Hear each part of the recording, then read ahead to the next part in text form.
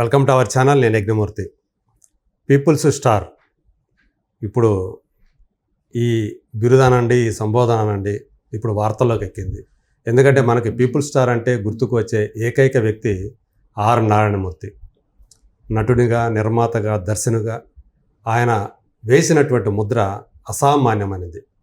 స్నేహచిత్ర పతాకంపై ఆయనే నటించి, ఆయనే నిర్మించి, ఆయనే దర్శకత్వం వహిస్తూ ఎన్నో సినిమాల్ని, మరపురాని సినిమాలు, అర్ధరాత్రి, స్వతంత్రం మొదలుకొని ఆయన తీసినవన్నీ కూడా ప్రజాభ్యుదయం కోసమే. సో అలాంటి మంచి మంచి సినిమాలతోటి, అంటే ప్రజలకు ఉపయోగపడే, ప్రజల్ని చైతన్యవంతం చేసే, ప్రజల అభ్యున్నతి కోసం ఆయన ఒక కమిట్మెంట్తో ఆ సినిమాలు తీశారు. అందుగురించే ఆయన్ని అందరూ కూడా పీపుల్స్ స్టార్ అని పిలిచారు. నిజంగా చెప్పాలంటే ఆయన గురువు దాసన్ నారాయణరావు గారే ఆయన్ని వీడు పీపుల్స్ స్టార్ అని చెప్పేసి మొదటగా సంబోధించింది ఆయనే. సో అలా ఆయనకి ఆ ట్యాగ్ అనేది ఆయనకి మాత్రమే సొంతమైనటువంటి ఒక ట్యాగ్గా నిలిచిపోయింది. మరి ఇప్పుడు ఆ ట్యాగ్ ఏదైతే ఉందో పీపుల్ స్టార్ అనేది సందీప్ కిషన్ అనే ఒక యువ హీరో ఇప్పుడు తనకు తగిలించుకున్నాడు. ఆయన లేటెస్ట్ ఫిలిం మజాక ఫిబ్రవరి 26న మన ముందుకు రాబోతుంది.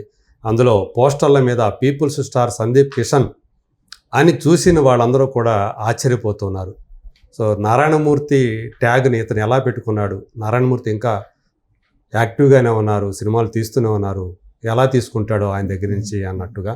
సో మరి ఆ అంశానికి సంబంధించి మనతోటి విశ్లేషించడానికి, మనతో మాట్లాడటానికి సీనియర్ జర్నలిస్ట్ అలాగే సినీ విశ్లేషకులు నారాయణరాజు గారు ఉన్నారు.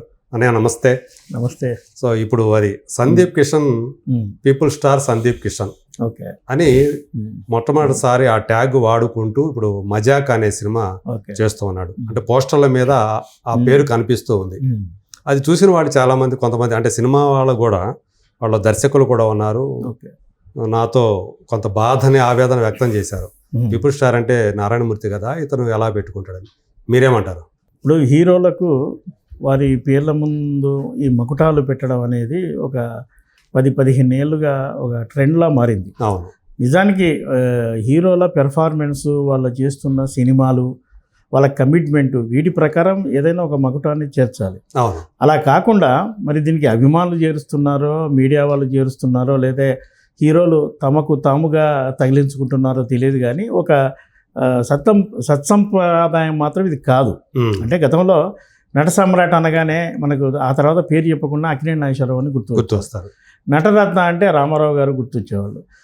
ఇంత విలువైనవి మకుటాలంటే, అంతే తప్ప ఎవరు పడితే వాళ్ళు. అంటే నటశేఖర్ అంటే కృష్ణ.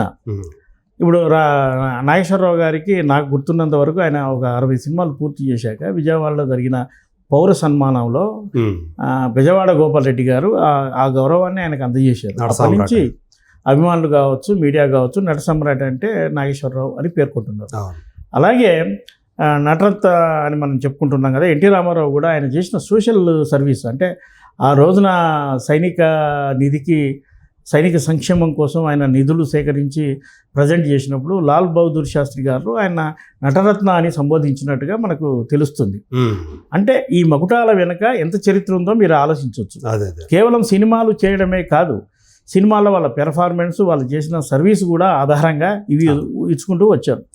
ఈ క్రమక్రమంగా ఈ వారసత్వపు హీరోలు రావడంతో ఇప్పుడు నటరత్న ఎన్టీఆర్ అనగానే, బాలకృష్ణ రాగానే యువరత్న అనేశారు. నట సమ్రాట్ కొడుకును యువ సమ్రాట్ అనేశారు. ఒక సందర్భంలో నాగార్జున కూడా అన్నాడు, ఇంకా నేను యువ సమ్రాట్ ఏంటయ్యా అంటే, ఆ తర్వాత ఆయన నటించిన సినిమా పేరు కింగ్ను ఆయనకు చేర్చి కింగ్ నాగార్జున అంటున్నారు. అంటే ఇప్పటికీ కూడా నాగేశ్వరరావు గారు మన మధ్య లేకపోయినా నాగార్జున నట సామ్రాట్ అనే సాహసం ఎవరో చేయరు. అది నాగేశ్వరరావు గారికే పరిమితం. అలాగే నటరత్న అయినా సరే అది రామారావు గారికి మాత్రమే పరిమితమైంది. అందు గురించి ఆయన ఇప్పుడు నటసింహం అయ్యారు, కానీ బాలకృష్ణ నటరత్న అని పెట్టుకోలే. అది నటరత్న అనేది ఆయనకి మాత్రమే పరిమితం. ఆయన బహుశా ఇప్పుడు మనం చెప్పుకుంటున్న హీరోలకు ఫాలోవర్స్ ఎక్కువ, అభిమానుల బలం ఎక్కువ. అయినప్పటికీ వాళ్ళు ఆ వారసుల్ని ఆ పేరుతో, ఆ గౌరవంతో సంబోధించడానికి ధైర్యం చేయలే. నటరత్న వారసుడు అని అంటారు తప్ప నటరత్న ఈ బాలకృష్ణ అని అనేటందుకు ధైర్యం చేయలేదు. అంత గౌరవప్రదంగా ఉన్న ఈ పురస్కారాల, ఈ మకుటాలు క్రమక్రమేణా ఈ వారసులు వచ్చాక, ఆ తర్వాత వారసులు వచ్చాక ఎవరికి పడితే వాళ్లకు జోడిస్తూ వచ్చేస్తున్నారు.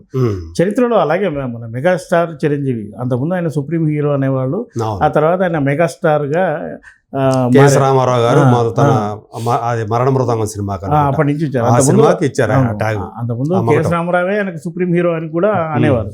సరే, ఆ స్థాయి చిరంజీవికి వచ్చింది. ఇండియాలో ఆయన ఒక టాప్ 5లో ఆయన స్టార్డమ్ తెచ్చుకున్నాడు కాబట్టి ఆయన సంబోధించిన దాన్ని అందరూ యాక్సెప్ట్ చేయొచ్చు. ఇప్పటికీ మెగాస్టార్ చిరంజీవి పేరు చెప్పకుండా మెగాస్టార్ అంటే చిరంజీవి అంతే. ఇప్పుడు ఆయన వారసుడికి మళ్ళీ మెగాస్టార్ అని పెట్టలేము. యువ మెగాస్టారో యువ స్టారో ఇలాంటివి కూడా కుదరదు. అలాంటి మకుటాలను ఈ తరంకి వచ్చే నెక్స్ట్ జనరేషన్లో మనం ఇందాక మీరు చెప్పినట్టు ఆర్ నారాయణమూర్తి గారి గురించి చెప్పుకుంటే ఆయన ప్రయాణం చాలా గొప్పది. సినిమా అనేది గ్లామర్ ఫీల్డ్, కమర్షియల్ ఫీల్డ్, ఈ రెండు ఉన్న ఫీల్డ్లో ఆయన ఉంటూ తను నమ్మిన సిద్ధాంతాల కోసం, అంటే విద్యార్థి దశ నుంచి తను ఫాలో అయిన సిద్ధాంతాల కోసం సినిమా మాధ్యమాన్ని కూడా ఉపయోగించుకొని కమిట్మెంట్తో ఆ తరహా సినిమాలే తీయడం ఆయన గొప్ప విషయం. అది అంతే. ఆ సినిమా జయాపజయాలతో సంబంధం లేదు. అందుగురించి ఆయన వేరే సినిమాలు కూడా చేయలేదు.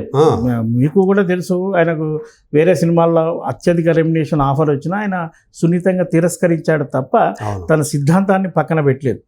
గురువు గారు దాసరి నారాయణరావు గారి సినిమాలో యాక్ట్ చేసిన తన పందాల సినిమాల్లోనే చేశాడు.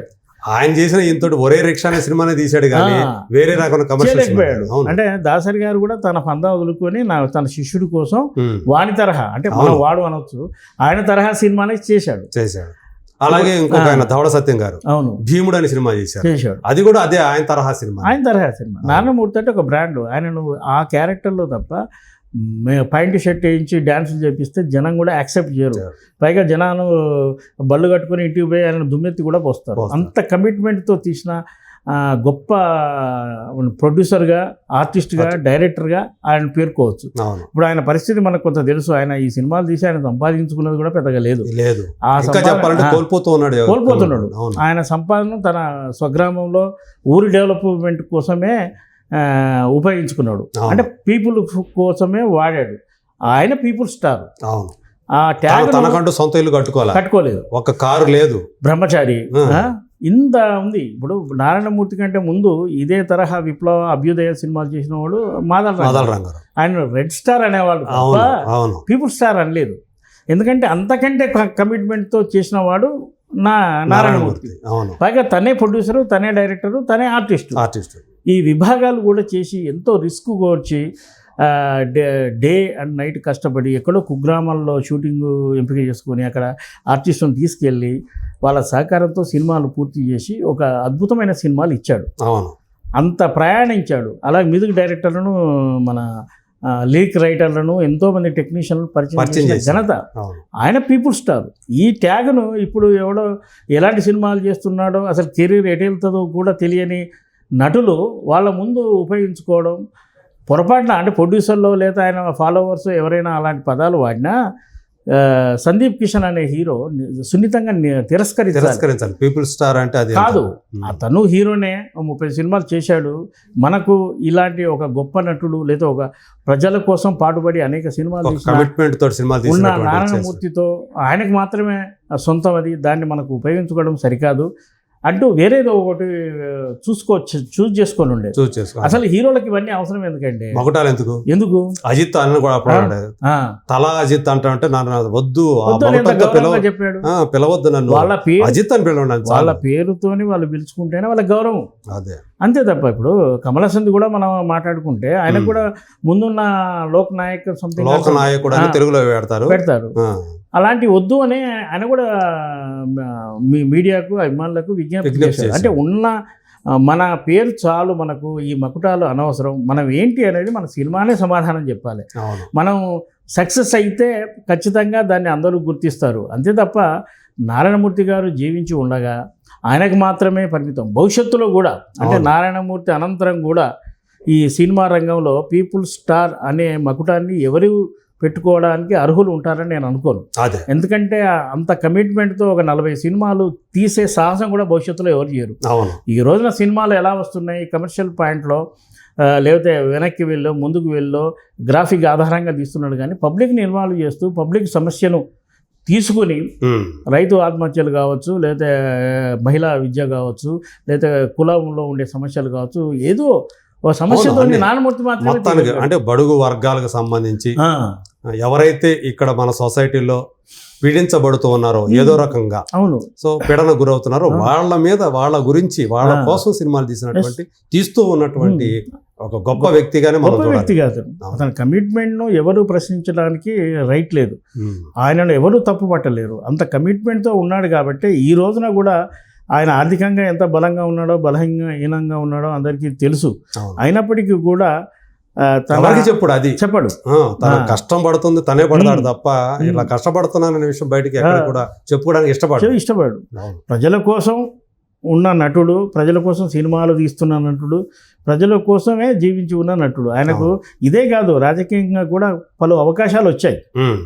చట్టసభలకు ఏకగ్రీవంగా పంపించే ఆఫర్స్ కూడా వచ్చిన టీడీపీ వాళ్ళు ఇచ్చారు. అవును సున్నితంగా తిరస్కరించాడు. కాకినాడ ఇస్తా ఉన్నారు, లోక్సభ ఇస్తా ఉన్నారు కదా. అలా కాకుండా నామినేట్ లేదు. అలా ఎన్ని ఉన్నప్పటికీ, ఎంత ఒత్తిడి ఉన్నప్పటికీ కూడా తన పంధాను విడిచి ఆయన ఏ రోజు సినిమాలు చేయలేదు. అందుకే ఆయన పీపుల్ స్టార్గా ఉంటాడు. నిజమైన పీపుల్ స్టార్ అంటే ఆయనే. ఆ మకుటాన్ని ఏదో కమర్షియాలిటీ కోసమో ఆ తరహా సినిమా ఒక్కటి కూడా చేయని వాళ్ళు ఈ రోజున ఆధునిక సినిమాల్లో ఇష్టం వచ్చినట్టు యాక్ట్ చేస్తున్న వాళ్ళు దాన్ని తగిలించుకోవడం అది క్షమించరాని నేరం. ఇది స్వచ్ఛందంగా ఎవరైతే ఉపయోగించుకుంటున్నారో, ఎవరైతే ఆయనకి తగిలించారో వాళ్ళు దీన్ని గుర్తెరిగి నారాయణమూర్తి గారి మీద ఉన్న గౌరవంతో, నారాయణమూర్తిని ఇండస్ట్రీ మొత్తం గౌరవిస్తుంది, పబ్లిక్ గౌరవిస్తారు. ఆ గౌరవంతో అలాంటి మకుటాన్ని ఆయనగా తొలగించుకుంటే గౌరవం ఉంటుంది. లేదా ఆయన ఖచ్చితంగా సోషల్ మీడియా ద్వారా ఇలాంటి అపవాదు ఎదుర్కోక తప్పదు, ఇబ్బంది పడక తప్పదు. ఇది గుర్తెరిగి ముందే మేల్కొంటే చాలా మంచిది. రేపు ఆ ట్యాగ్ తగిలించుకున్న సినిమా రేపు వేరే ఫలితం వస్తే అది పీపుల్ స్టార్ నారాయణమూర్తిని అవమానించినట్టుగా కూడా అవుతుంది. కాబట్టి ఈ విషయాన్ని సందీప్ కిషన్కు మన ఒక విజ్ఞప్తి కూడా చేద్దాం. తనకు తెలియకుండా జరిగి ఉంటుందనే అనుకొని ఇప్పటికైనా ఆ మకుటాన్ని పక్కన పెట్టేసి వేరే ఆలోచించుకుంటే బెటర్ అనేది నా సలహా. నిజంగా ఒకవేళ ఆయన మొకటమే ఏదైనా తగిలించుకోవాలనుకుంటే ఇంకేదైనా తగిలించుకుంటే బెటర్ తప్ప ఈ పీపుల్ స్టార్ అనేది మాత్రం ఉంచుకోకుండా ఉంటే మంచిది. నువ్వు హీరోగా సక్సెస్ఫుల్ సాధించి అద్భుత విజయాలు సాధిస్తే నీకే సరైన మకుటాన్ని ప్రజలు లేదా నీ ఫాలోవర్స్ లేదా నీ ప్రొడ్యూసర్లు వెతికి పెడతారు. అది అసలు ముఖ్యమే కాదు. అవును నీకు నువ్వుగానే గుర్తింపు తెచ్చుకోవాలి. ఒక ట్యాగ్ ఇచ్చినంత మాత్రాన హీరోకు లేదా హీరోయిన్కు హైప్ క్రియేట్ కాదు. అంతే కదా. ఈ రోజున విజయశాంతిని మనం లేడీ సూపర్ స్టార్ అన్నాం. ఆ తర్వాత ఆ పదం ఈ రోజున తమిళనాడులో వాడుతున్నాం. అంటే ఆ స్టార్డమ్ వచ్చింది కాబట్టి ఎంతకాలం పట్టింది? అలా రావాలి తప్ప మనకే పోస్టర్ మనదే, డిజైనర్ మనోడే అని తగిలించుకోవడం సరికాదు. అంటే దానికి యాక్సెప్టబిలిటీ అంటాం. అంటే అనుమతి అనేది అందరి దగ్గర నుంచి కూడా ఆమోదయోగ్యమా కాదా అది కూడా చూసుకోవాలి. ఇప్పుడు పలానా హీరోకు పలానా మకుటం అంటే భలే పెట్టారు, చాలా బాగుంది అని అనుకోవాలి. అరే ఇదేంట్రా వీళ్ళకి ఇద్దరికి ఇచ్చారు, ఇది నారాయణమూర్తి సొంతం కదా, పీపుల్ స్టార్ అంటే నారాయణమూర్తి కదా అని ఆలోచన వచ్చిందంటే నువ్వు ఫెయిల్యూర్ అయినట్టే, అది సరైంది కాదన్నట్టే. దాన్ని ఇప్పటికైనా నిశ్చితంగా పరిశీలించుకొని తొలగించుకుంటే మంచిది. రైట్. థ్యాంక్ యూ అన్నయ్య. Thank you.